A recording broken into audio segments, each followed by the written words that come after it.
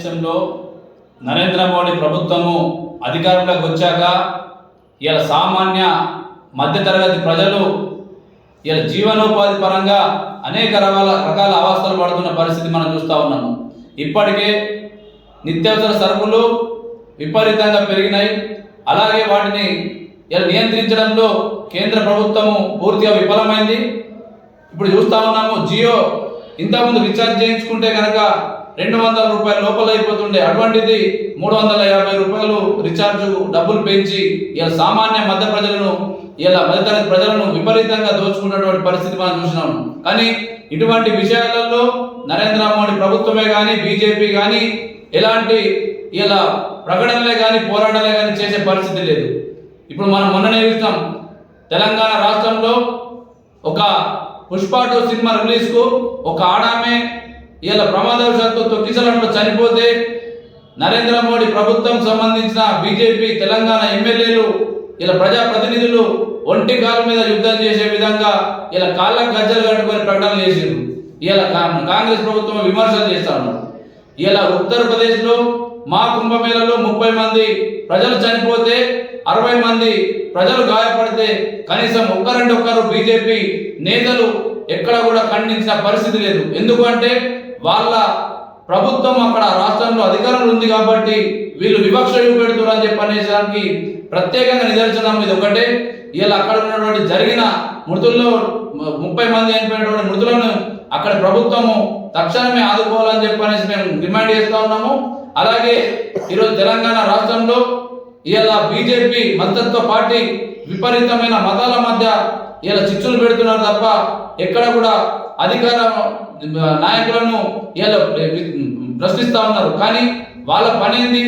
ఇలా ప్రజా సమస్యలపై పోరాడాల్సిన వాళ్ళు వివక్షలు చూపడం అనేది సరైన పద్ధతి కాదు. ఇలా నరేంద్ర మోడీ ఒకటి చెప్తా ఉన్నారు, ఇప్పుడు ఒక జాతీయ గీతం లెక్క ఇలా ఫోన్లో రింగ్ టోన్ వస్తూ ఉన్నది. ఇలా సైబర్ నేరగాలను నియంత్రించడంలో ఇలా మీరే కాపాడుకోవాలని చెప్తా ఉన్నాము. ఇలా నరేంద్ర మోడీ గారిని ఒకటి అడుగుతా ఉన్నాము, ఈ సైబర్ నేరగాలని నువ్వు కట్టడి చేయలేనటువంటి పరిస్థితులను నువ్వు ఉన్నావంటే ఈ దేశాన్ని ఏ రకంగా కట్టడి చేస్తావని చెప్పని మేము ఈ సందర్భంగా ప్రశ్నిస్తా ఉన్నాము. ఇలా ఆపరేషన్ కగార్ పేరుతోని ఛత్తీస్గఢ్ రాష్ట్రంలో ఎక్కడ కూడా ప్రజలకు హాని చేయనటువంటి మావోయిస్టులను ఊచకొదగొస్తూ ఇలా దేశ సైన్యాన్ని అలా దింపి సిఆర్ఎఫ్ బలగాలను ఇలా దాదాపు వాళ్ళ మీదకి యుద్ధం ప్రకటించే పరిస్థితి మనం చూస్తూ ఉన్నాం. ఇలా నరేంద్ర మోడీ ప్రధాన ఉద్దేశం ఏంటంటే వామపక్ష ప్రజాతంత్ర లౌకికవాద అభ్యుదయ భావాలు గల వ్యక్తులని అంబేద్కరిస్తులని గొంతు నొక్కే ప్రయత్నం చేస్తూ ఉన్నాడు తప్ప ఎక్కడ కూడా ప్రజలను ఇలా మభ్యపెట్టే పరిస్థితి ఇలా చూస్తూ ఉన్నాం మనము. నరేంద్ర మోడీ గారిని కానీ బీజేపీ ప్రభుత్వాన్ని కానీ ఇలా రానున్న ఎన్నికలలో గద్దెదించకపోతే ఇంకా ఇటువంటిది ప్రశ్నించే తత్వాన్ని కూడా కోల్పోవాల్సిన పరిస్థితి మనకు దాపురిస్తుందని చెప్పి సందర్భంగా చెప్తూ ఇలా ఆపరేషన్ కగార్ పేరుతోని మావోయిస్టులను ఉచ్చబోదవడం అనేది సరైన పద్ధతి కాదు. తక్షణమే ఆపరేషన్ కగార్కు సంబంధించి మానుకోవాలా. వాళ్ళు అడవులలో ఉన్నటువంటి వాళ్ళకి ఎలాంటి నష్టం లేదు, కానీ ఊర్ల దొంగలు ఇలా భూ బకాసురులు విపరీతంగా కోట్లాది కోట్ల కుంభకోణాలు చేసి ఇలా భూములు కబ్జాలు చేస్తూ ఉంటే ఇలా ఎలాంటి మనం చూస్తూ ఉన్నాము.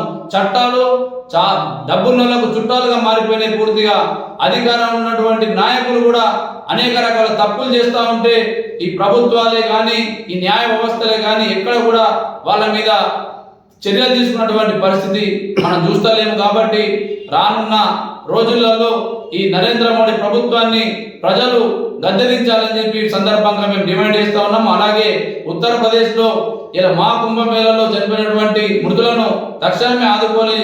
అలాగే అక్కడ ఉన్నటువంటి బీజేపీ నాయకులు ఎక్కడ కూడా తెలంగాణ కాంగ్రెస్ పై విమర్శలు చేసేటువంటి ఈ బీజేపీ నాయకులు ఇలా ఉత్తరప్రదేశ్ రాష్ట్రంలో వాళ్ళ ప్రభుత్వం అధికారంలో ఉందని చెప్పనేసి వివక్ష చూపెట్టి ఎక్కడ కూడా కనీసం ఖండించిన పరిస్థితి మనం చూస్తలేం. కాబట్టి ఇలా బీజేపీ మతత్వ పార్టీకి ఇలా గద్దె దించే పరిస్థితి ఇలా ప్రజలు ముందు సిద్ధంగా ఉన్నారని చెప్పి మేము సందర్భంగా హెచ్చరిస్తాము.